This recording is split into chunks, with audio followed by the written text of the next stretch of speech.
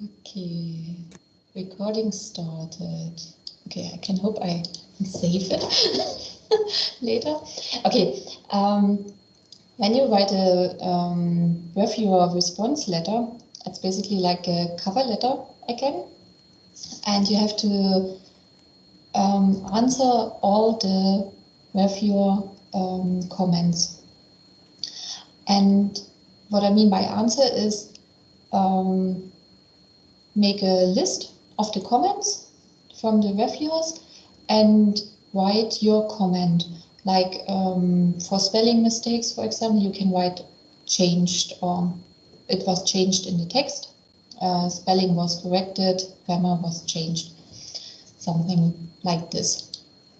And for more comments or questions by the reviewers with like content, for example, please explain the measurement in more detail.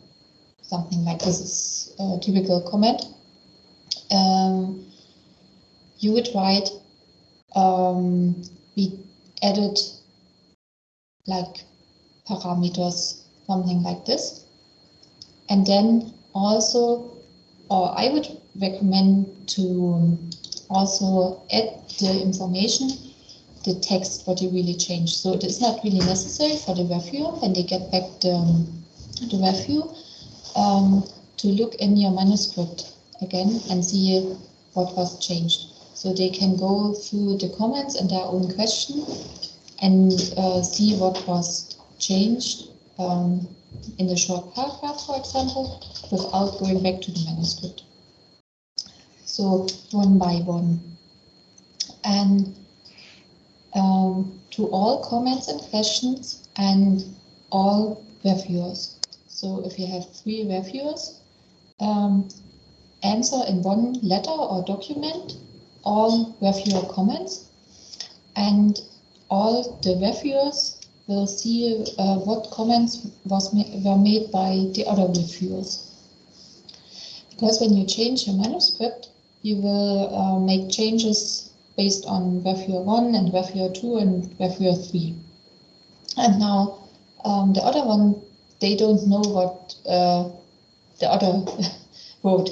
So they would not understand why you made changes in the introduction, for example. So it's really necessary that you write all reviews and all the comments and your reply in one document. And in the submission or in the resubmission process, you will send the changed manuscript and the letter of response, it's usually called, reply to the reviewer, something like this. So each journal has a little bit a different wording. And in this letter, all reviewer comments, your answer, and what you changed in the manuscript should be included, so that the reviewers see all the changes in one document. So this is how you should answer the reviewer comments. So in very short way. And first of all, thank the reviewers for their time and effort, and always answer polite and respectful. This is really important because they spend their time, and usually the comments made, especially questions, will help you to improve your research and make your manuscript and research most of the time better, and improves it and brings some new points you didn't know before and did not think about. And by the look from a reviewer, you get a different perspective, which you can add in your own research. And sometimes you maybe get the feeling the researcher or the reviewer did not really understand what you wrote, or you think, oh my God, it cannot be an expert in the field. And this is so clear what I wrote. Comments like this are sometimes frustrating because you think you wrote everything clear and it's clear in your field of research. But keep in mind, most people who will read your paper are not experts, or they start to become an expert in the field. So they sometimes need some more background. And if the reviewer says, I do not really understand this, it's like a sign to say, okay, maybe if you're not an expert really, you need some background information. And most of them, of your readers, will probably be not a perfect expert in the field. So yeah, keep in mind, if a reviewer asks you something, it was not really clear, or it would be nice to have some more background information. And usually it improves the manuscript to give some more information. Yeah. I have a little checklist. So yeah, manuscript title and manuscript idea should be included in the, yeah, let's say response letter, and the, all comments and from all reviewers.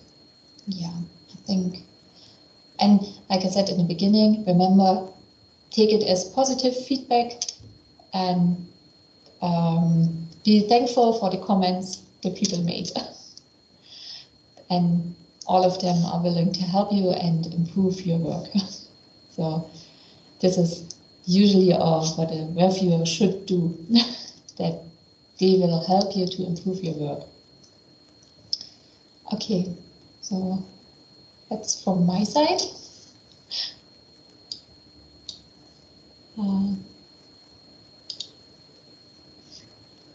Are there questions what we should record? I think that's really interesting, and I think for the next time we will also maybe share one or two examples just to see it, how it looks like, or something like that, just to get an impression. Julie's case, I will have input on this side as well, because I remember he wanted to share something in this direction. Yeah. Well, the feedback and the reviewer comments are very unique. Of course, it really depends on your manuscript and the field.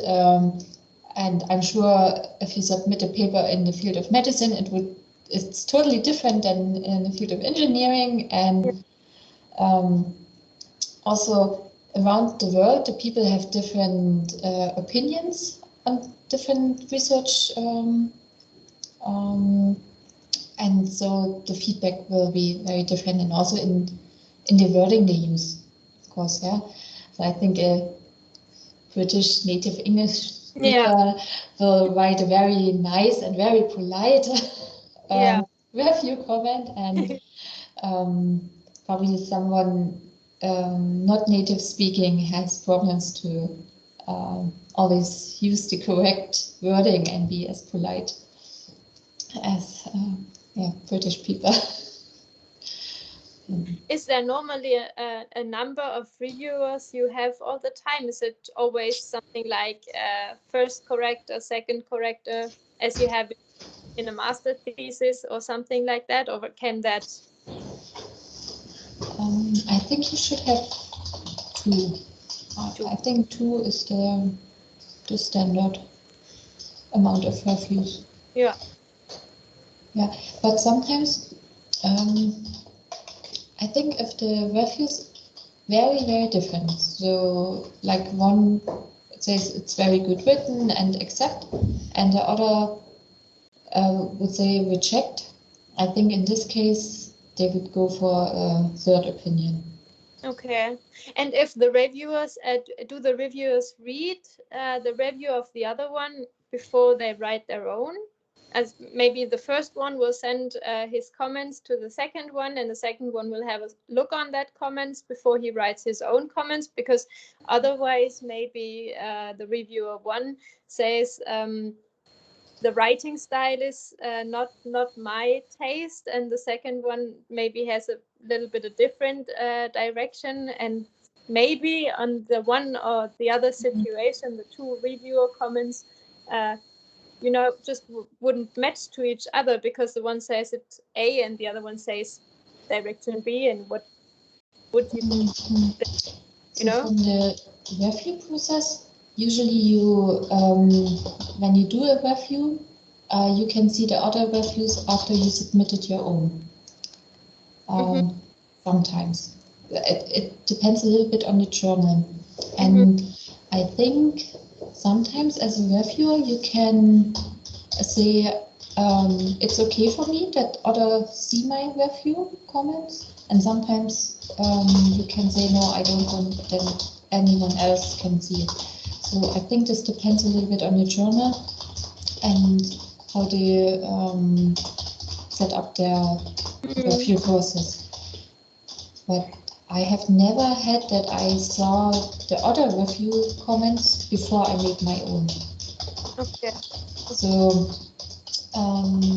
no, I don't think, or at least I don't know of a journal who does it in this way.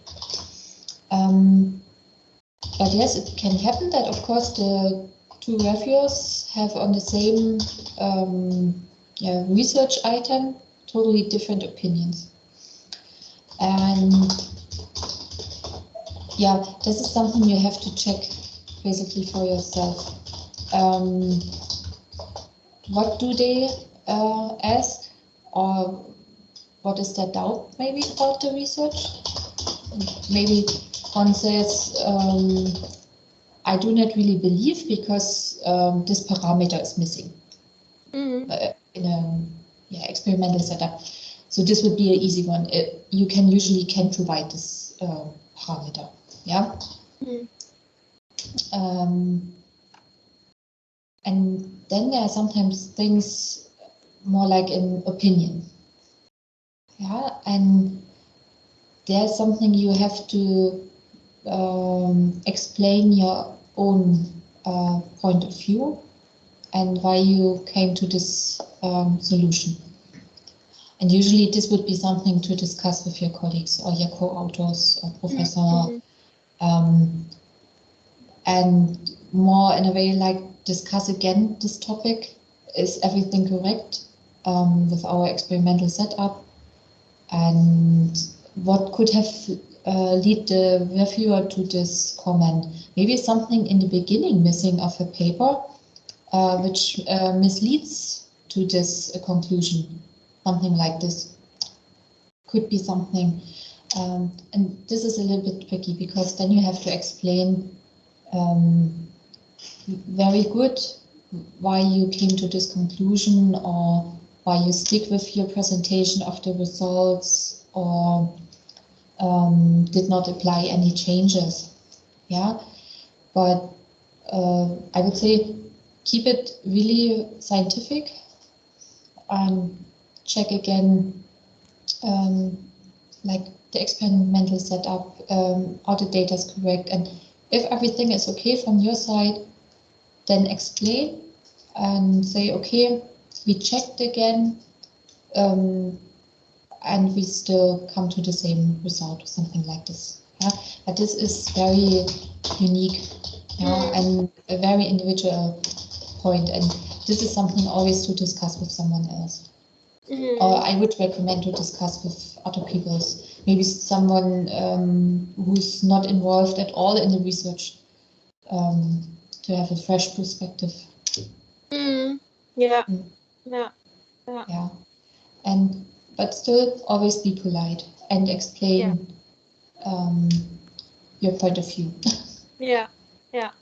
And only you do not need to apply changes to all the comments or a review make. It's they are suggestions, but if you do not apply them or do not change anything, explain why.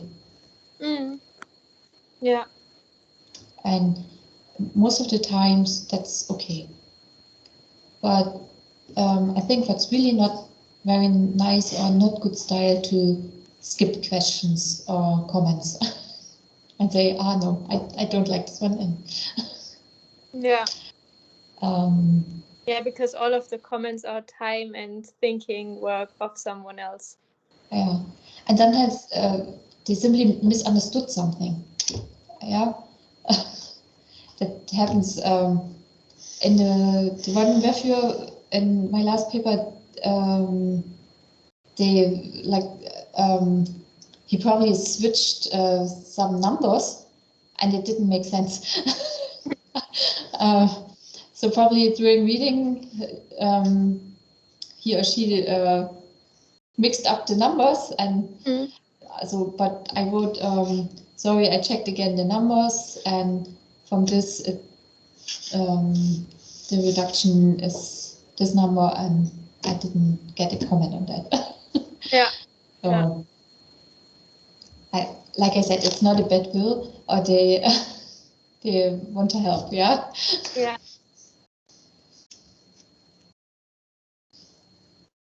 Okay.